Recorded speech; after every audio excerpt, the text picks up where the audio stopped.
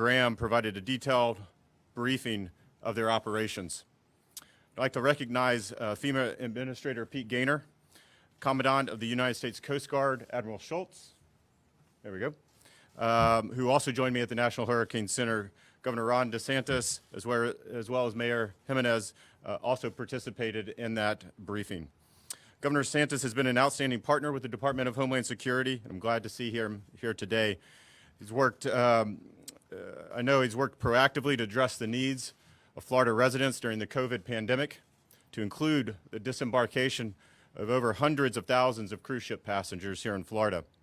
You and your team have distributed personal protective equipment to nursing homes early on, and now you're increasing reimbursement to nursing homes to serve COVID-19 patients and deploying a mobile RV unit to test nursing home residents and workers. Also grateful that Mayor Jimenez is here today, and we also have spent the majority of the morning together as well.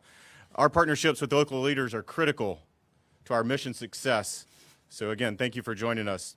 The work being done at the National Hurricane Center is critical in aiding the department's efforts to protect our homeland. The fact that they have continued operation in the midst of COVID-19 pandemic is a testament to their dedication and work ethic.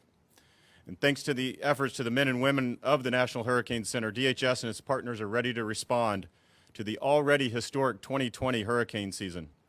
In addition to NOAA, DHS through FEMA operates the National Hurricane Program, conducting training, outreach, and planning for our state, local, tribal, and territorial partners. The operational component of the National Hurricane Program, the Hurricane Liaison Team, is stationed at the National Hurricane. Through our department's experience leading COVID-19 response efforts, DHS and FEMA are better prepared to respond to this year's hurricane season than at any point in our history. We've learned that disaster preparedness, response, and recovery all require a locally executed, state-managed, and federally supported strategy. State and local authorities are first responders when it comes to this preparedness, response, and recovery.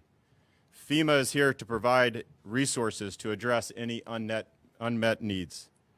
This teamwork is effective because it allows us to have the flexibility we need to respond to the unique needs of each impacted locality. We saw just how effective this teamwork can be during COVID-19 response efforts, and will continue to support our state and local partners as they continue to respond to the pandemic and any future natural disasters. To further prepare for the 2020 hurricane season specifically, FEMA just recently released their COVID-19 pandemic operational guidance for the 2020 hurricane season. This guide is important because it will assist emergency managers and public health officials in preparing for response and recovery operations during the ongoing COVID pandemic. I'm confident that the department's adaptations and natural disaster preparation will prove valuable in quick response and recovery throughout the nation. FEMA is always ready to take on any challenges and provide the necessary support to state and local governments. For the past 90 days, FEMA's response to the COVID-19 pandemic has allowed them to get a running start into hurricane season. Forecasts and models like those produced at the National Hurricane Center become even more important in a COVID-19 environment as they directly inform critical evacuation decisions. The department has stockpiled supplies at 8 distribution centers in the U.S., Puerto Rico, and Guam, which include everything from bottled water to baby formula. These distribution centers will make sure that those impacted by any future natural disaster will have the supplies they need as soon as they need them. In addition to commodities, FEMA has teams that are focused on urban search and rescue, communications, and logistics support pre-positioned around the country. Looking beyond our immediate response efforts, FEMA has updated its approach to incident management to ensure impacted communities can reopen as quickly as possible after a disaster occurs. So while we can't control natural disasters, we can control how we prepare and respond to them. Our actions and efforts from organizations like the National Hurricane Center provide us the best chance to keep the American people safe. So on behalf of Americans everywhere, I'm grateful for all of the hard work the men and women of DHS have put in ahead of the hurricane season. Again, thank you for your time today. Let me ask Governor DeSantis to step forward, say a few words.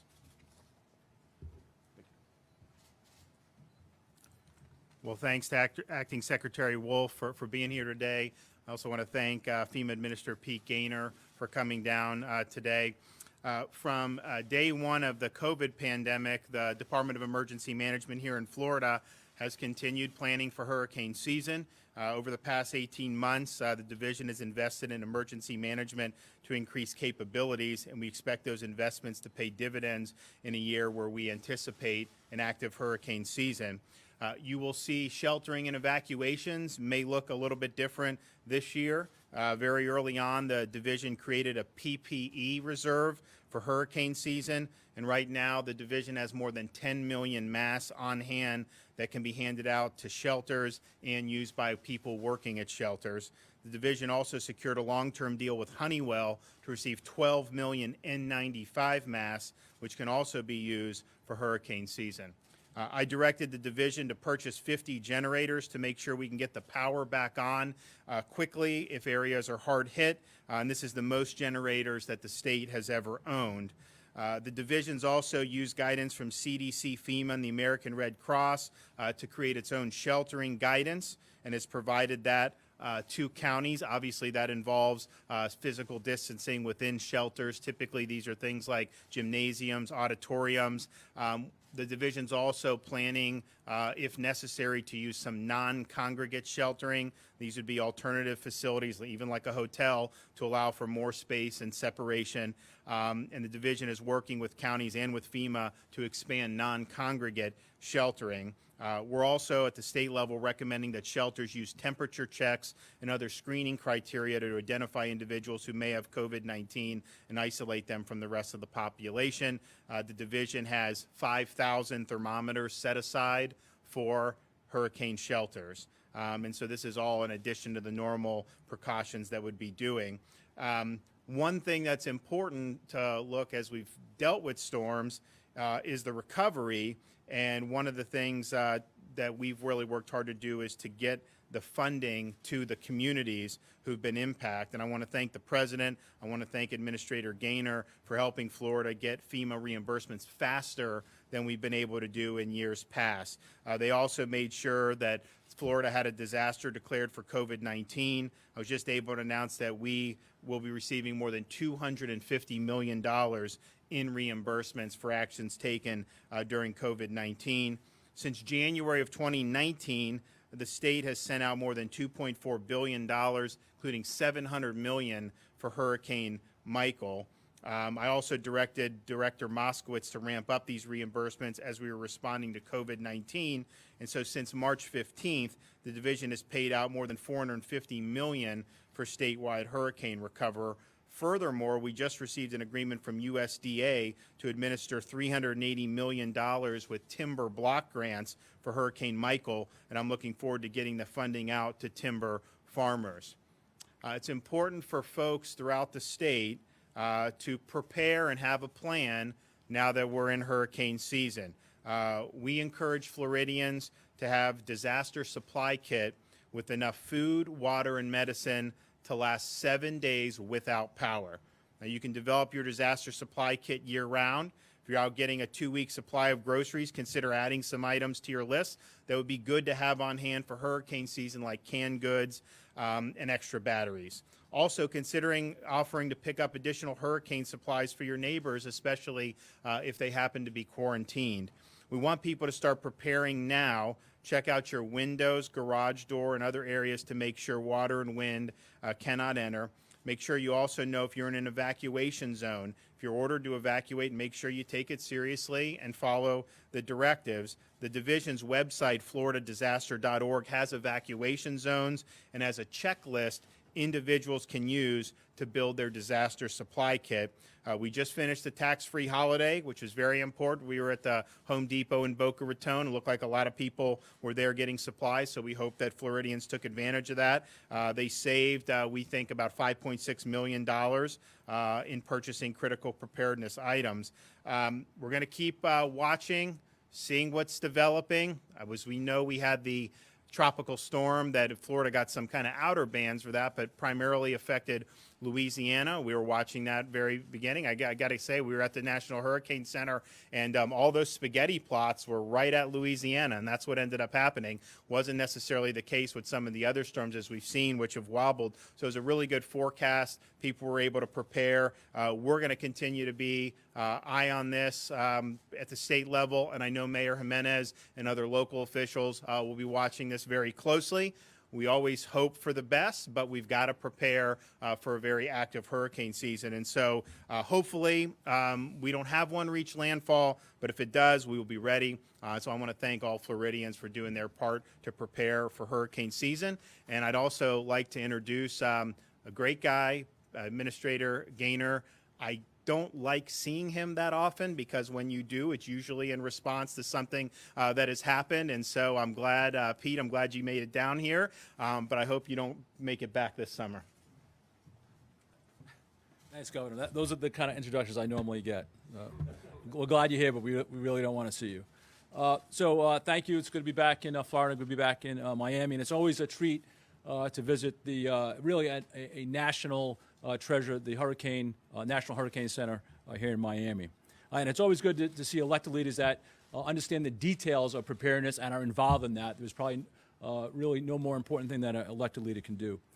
So about 90 days ago, FEMA was tasked by the President to lead the federal coordination for COVID-19 response and recovery, and we've been doing that. We still do that today. And along the way, we always had in our mind that someday June 1st would come, and we need to be ready for hurricane season. We collected lessons learned. We looked for best practices. We partnered up with the CDC and others to really put together a planning guide. And I have a printed copy here, a planning guide about hurricane season. What local states, tribes, and territories need to do with hurricane season here. Review your plans. Make sure that everything that you normally do, you review that, and you put the overlay of COVID-19 response to it. And the governor and the secretary mentioned some of those things. It's hard enough in a regular hurricane to do evacuations, mass care, and sheltering. This year it's going to be more complicated. You need more time. You need more plans. And so you can download that guide online, and I encourage every emergency manager that's listening today to go get that if you haven't downloaded that yet. Also included in there is a exercise starter kit, so you can test those plans to make sure the things that you're going to need to do in a COVID-19 response in a hurricane really work. FEMA is fully funded this year. Normally we start hurricane season with about $40 billion in the Disaster Relief Fund. This year, mainly due to the COVID-19 response, we have double, $80 billion for response, which is quite sufficient. As the Secretary mentioned, warehouses are fully stocked. Staff are trained and rostered and ready to go. And we've really had a head start this year. 90 days of COVID-19 response has made us more than ready than we've ever been before. And so I am highly confident that we are prepared, and I encourage all emergency managers and local elected leaders, public health officials to be prepared also. And when it comes to our citizens, no matter if the forecast this year is for a hurricane that an above average hurricane season, it really takes one hurricane to ruin everyone's day. So understand your risk. If you don't know what your risk is, look online. I'm sure most counties and local governments have places you can find what your risk is when it comes to flooding. If you're at risk of flood, buy flood insurance. Don't wait to the end.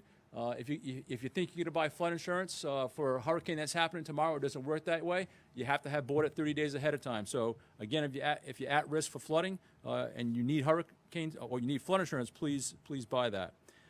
If you are in a zone that you need to evacuate, historically evacuate, do you have all the COVID-19 hygiene supplies that you may need if you have to go to a shelter, whether it's congregant or non-congregant sheltering? Make sure you have all those things in your kit, things like masks and hand sanitizers.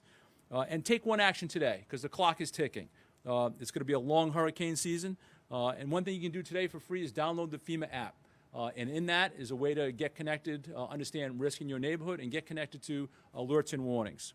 All our success preparing for all hazards really depends on everyone being prepared. So from individuals, the neighborhoods, the businesses, local, state, tribes, and territory, for a really great response. It takes all of us working together, and so please do that today.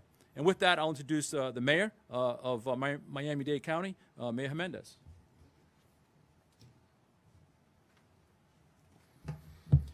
Thank you, and hello, everybody. I want to welcome Homeland Security Acting Secretary Chad Wolf, Coast Guard Admiral Carl Schultz, NOAA Hurricane Center Director Kenneth Graham, and Federal Emergency Management Administrator Pete Gaynor to our EOC here in Miami-Dade County. I hope you have a little bit of time to spare after this, and we can show you around. We're very proud of our capabilities here. Also with us today is Governor Ron DeSantis, whose leadership during this pandemic has been pivotal for our success in tamping down COVID-19 here in Miami-Dade County. Thank you, Governor, for your leadership and help. Thank you for all your help. As you know, the 2020 hurricane season is upon us, and we have made changes to our plan to avoid the spread of the virus. And as the director said, the administrator said, it looks like it's going to be a pretty busy season. We're already on the sea storm, and we're still in the first early stages of June. Remember Hurricane Andrew, and he was right, it only takes one. Hurricane Andrew was August 24th. That's how busy this season appears to be. So this year, we have expanded our capacity at evacuation centers to give people more space. We're doubling our space to about 40 square feet per person, up from 20 square feet per person due to the COVID-19 pandemic. We now have 81 evacuation centers here in Miami-Dade County with a capacity to house over 112,000 people. If needed, we will actually open more. Everyone will receive a kit when they arrive at these centers with masks, gloves, and hand sanitizer, and they'll also be screened for any symptoms. All of our COVID-19 precautions at these centers follow the recommendations of the CDC. More than half of our county's 2.8 million residents live in storm surge evacuation zones, so have a safety plan to leave if necessary. When we face the next storm, I want to remind everyone to rely on accurate, up-to-date information. Prepare now. Upload the county's Ready Miami-Dade app on your cell phone. Go over to our hurricane guide, which everyone received in their mailbox. Everybody in Miami-Dade County received our hurricane guide. Please go over it. Click on miamidade.gov and sign up for our alerts, or call the 311 contact center. Also, Mr. Secretary, thank you for FEMA's role and cooperation here in Miami-Dade County. As the Secretary and the Governor said, this takes federal, state, and local partners all working together to safeguard the people of Miami-Dade. I think you'll be heartened to know that we are one of the few counties in the United States that have two urban search and rescue teams, FEMA urban search and rescue teams. And also thank you for sponsoring those teams. So we have those capabilities right here in our hometown. Again, prepare. We are prepared. We have made our changes for COVID-19, and get prepared for this busy hurricane season. And Mr. Secretary, I hope it's the last time I see you during this hurricane season for hurricane purposes, because if you come back, that means something happened here, which we don't really want. So thank you very much for all your cooperation. I want to say a couple of words in Spanish. Buenas tardes. Este año hemos ampliado nuestra capacidad en los centros de evacuación para evitar el contagio de COVID-19. Ahora tenemos 81 centros de evacuación para albergar 112,000 personas. Si es necesario, podemos abrir más. Para prevenir el contagio del virus, estamos ampliando el espacio entre personas. De la separación será de 40 pies cuadrados. Ya lo subimos de 20 pies cuadrados. Todas van a recibir un kit cuando lleguen a estos centros, incluyendo máscaras, guantes y desinfectante de manos. También le vamos a preguntar sobre la salud. Cuando nos enfrentamos a la próxima tormenta, quiero recordarles a todos que solo confíen en la información que es correcta. Usen la aplicación Ready Miami-Dade en su teléfono celular. Repasen la guía de huracanes del condado que ya le enviamos por correo. Vayan a nuestro sitio web miamidade.gov y regístrense para recibir nuestras alertas o llamen al 311. Gracias a todos por estar aquí. And I think now it's time is there somebody else who's going to speak? I don't think so. So I think that the Governor and the Secretary and I can take some questions.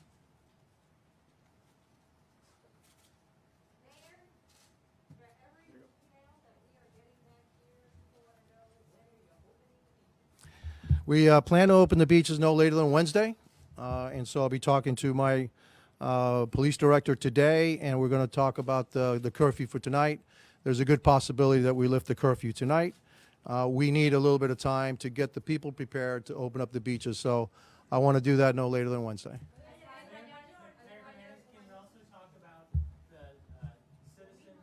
Hold on a second. En español, ok, puede ser que vamos a cancelar el toque de queda hoy, de hoy de la noche a las 9, así que cancelarlo. Pero tengo que hablar con el director de la policía. También esperamos que vamos a abrir las playas el miércoles. No, no tengo número para esos arrestos, así que lo puedo conseguir. And so you had one? Can you also talk about the Citizens Investigative Panel that you tweeted something today that you were in discussion with? Yes, I'm in discussion with the chairwoman of the commission about initiating a civilian investigative panel. But remember, I was in favor of the civilian investigative panel. I vetoed it because I didn't want just representation from special interest groups. If we're going to have a civilian investigative panel, it has to be made up of people from the community, all the community, and so that it's people that will hear both sides and come up to the right verdict. Following up on that, the Miami-Dade Police today issued an open letter to the community, kind of discussing, that they don't use chokeholds and different things. Can you talk a little bit about that and the importance of that? The Miami-Dade Police Department is one of the best, if not the best, police department in the United States. We have about 3,000 officers. We are deeply embedded in the community, and one of the reasons why you haven't seen the kind of chaos that has actually perpetrated other communities around the United States is because we are embedded in the community. We had intelligence from the community telling us that there were outside agitators here to try to create problems. And the Miami-Dade Police Department, along with the City of Miami, I think, have done an outstanding job in allowing and actually protecting protesters and having them exercise their First Amendment rights, which we will protect, but we will also protect life and property here in Miami-Dade. And so the things that we've done in Miami-Dade, we were one of the first major departments in the United States to have body cameras on all of their officers. We actually have people from the community, ex-cons, that come and teach our rookie classes how to police in the neighborhoods and what is expected of the police department, and a host of other programs where our officers are in the streets, in the homes, talking to our neighbors all around Miami-Dade County. And that's why they have that great reputation, and that's why I think also they're helping us to make sure that the protests are what they should be, which is peaceful protests to protest a horrible event that happened in Minneapolis. Sorry. I'm sorry, Mr. Tucker. Okay. In terms of county evacuations, you mentioned 80. Does that number include places like hotels or non-congregation spaces, or is that separate? No, the 80 that we have are the 80 evacuation centers that we have with the Miami-Dade County, the Miami-Dade Public School System. And so we work with the school system, and Miami-Dade County and the school system are the ones that actually open them, operate them. We've identified 80 of them. We have the capacity for 112,000. In terms of the non-congregate facilities like the hotels, the problem that we have in Miami-Dade is that with a Cat 5 storm, we only have a small number of hotels that actually lie in areas that are not evacuation zones. And so we're checking those out, and when we find them, then we'll be able to use them also for evacuations. ¿Qué respuesta quiere? Okay. Con COVID-19 lo están exigiendo que si podemos abrir hoteles para evacuación. Eso es muy difícil en el condado de Miami-Dade porque las áreas de inundación, de evacuación, con una categoría 5, quiere decir que no hay muchos hoteles que no están en esas áreas de evacuación. Así que no podemos tener un refugio, ¿no?, en una área de evacuación, y por eso es que es difícil, pero lo estamos buscando, lo estamos analizando, a ver cuántos de ellos podemos usar. No, siempre son las escuelas del sistema escolar del condado de Miami-Dade. Tenemos 80 de ellos, tienen una capacidad de 112,000 personas de refugio que necesitan refugio. Pero acuérdate que esa es la última, el último recurso es los recursos, el refugio del gobierno. Primero debe tener un plan con amigos, con familia. El refugio debe siempre ser así. Entonces, por eso es que estamos exigiendo, pidiendo que todas las personas tengan un plan. No piensen en lo que van a hacer cuando viene una tormenta, cuando viene la tormenta. Piénselo ahora, cuando tengan tiempo, y hagas lo que necesitas hacer para que si tienes que evacuar, ir allá.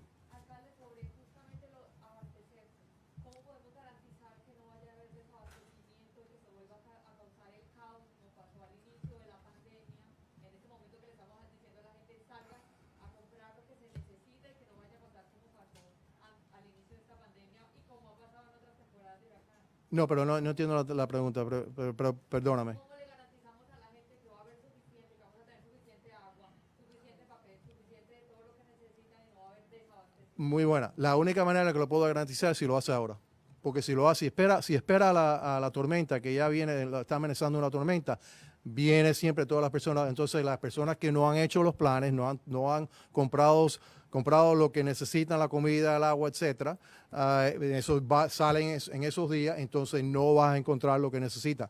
Si quieres de verdad garantizar eso, vayas ahora a comprar la comida y todos los artículos que necesitas para una tormenta. FEMA Administrator, real quick, in terms of the money that you have for funding, have you set any of that aside for what's happening right now in Louisiana? And then also, can you speak to some of the changes that are going to take place with respect to applications for disaster relief amid a pandemic? I imagine you're going to be shifting a lot of that to online services.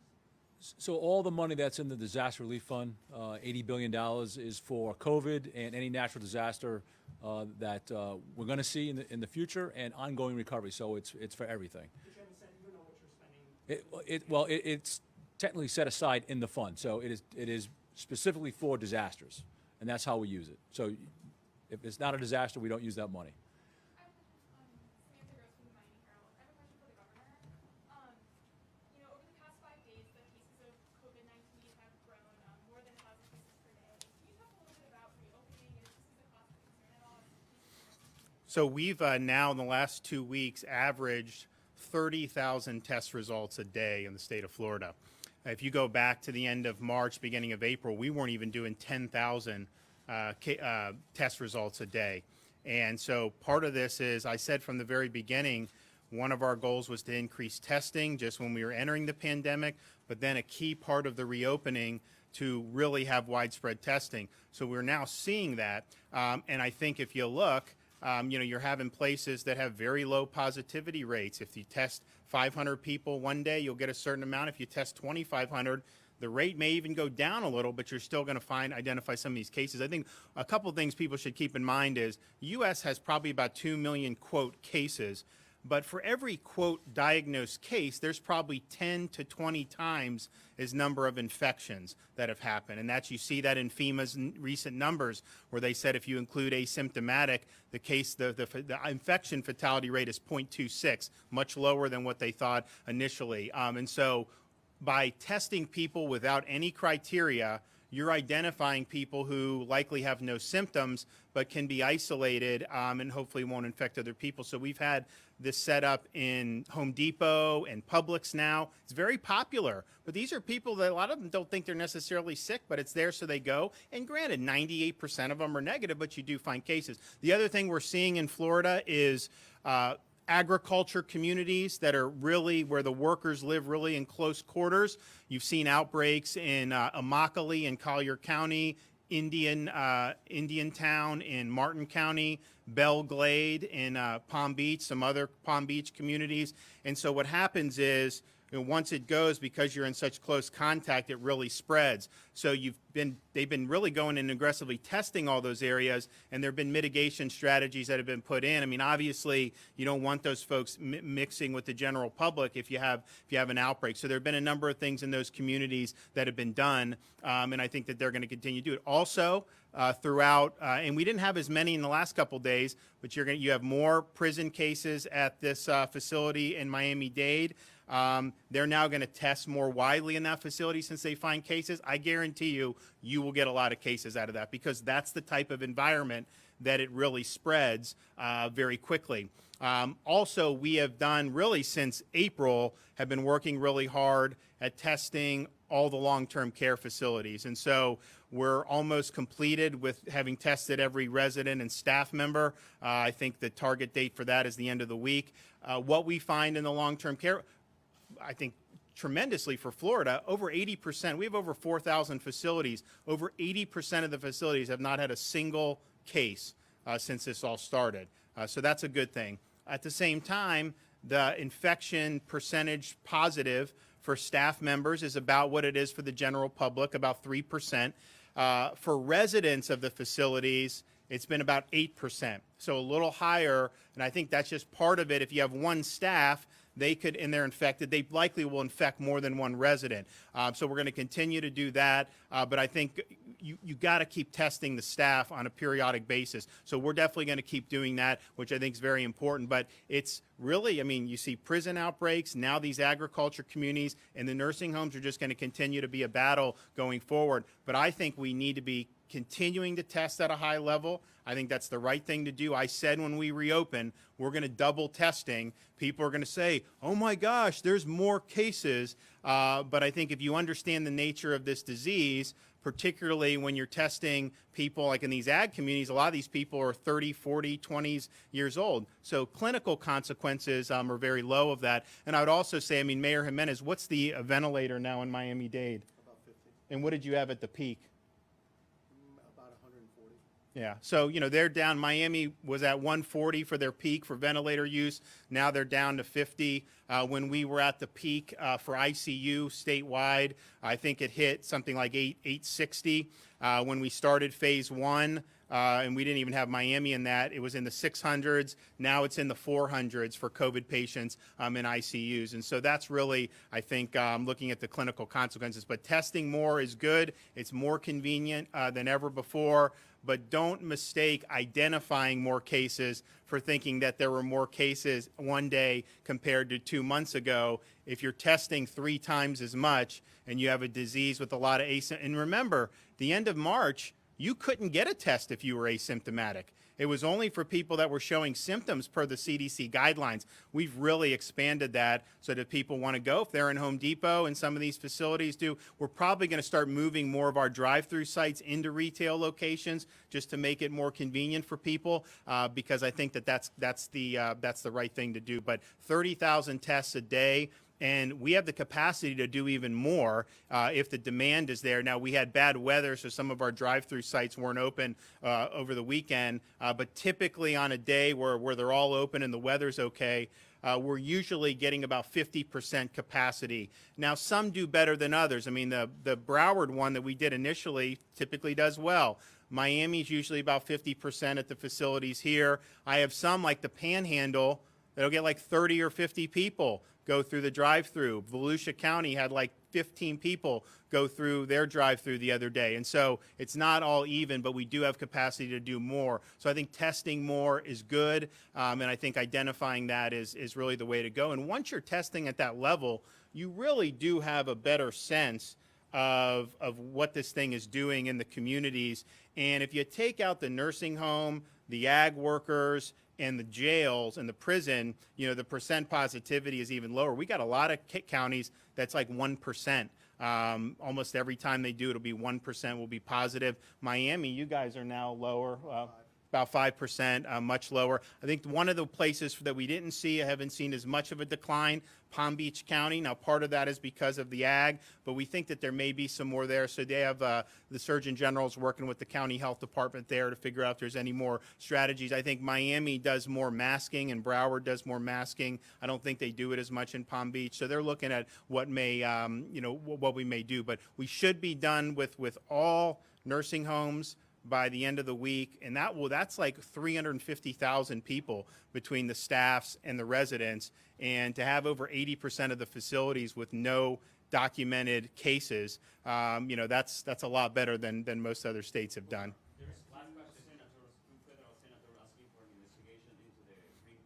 Florida senators? Yeah, no, federal, sorry. Right, but are they U.S. senators from Florida? Sorry? Are they U.S. senators from Florida? Okay.